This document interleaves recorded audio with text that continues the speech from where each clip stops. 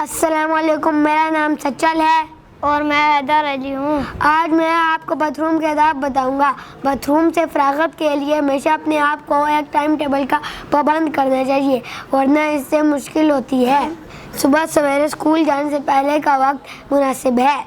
کبھی قبلہ رخ مت بیٹھیے۔ باتھ روم جانے سے پہلے بایاں پاؤں رکھ کر یہ دعا ضرور پڑھیں: اللہم انی اعوذ بک من الخبث والخبائث۔ باتھ روم کے اندر کوئی ہو تو بار بار دروازہ نہیں کھٹکھٹانا چاہیے، ایک آدھا اشارہ ہی کافی ہے۔ باتھ روم سے واپسی پر دایاں پاؤں رکھ کر یہ دعا ضرور پڑھیں: غفرانک الحمدللہ الذی اذھب عنی الاذی وعافانی۔ باتھ روم کے جوتے ہمیشہ الگ رکھیں، ان کو بیڈ روم یا گھر میں پہن کر نہیں پھرنا چاہیے۔ کموڈ کے استعمال میں زیادہ احتیاط کی ضرورت ہے، اپنے کپڑوں اور جسم کو چھینٹوں سے بچائیں۔ صابن استعمال کر کے اس پہ جھاگ اس طرح نہیں چھوڑنی چاہیے، پاک صاف کر کے رکھنا چاہیے۔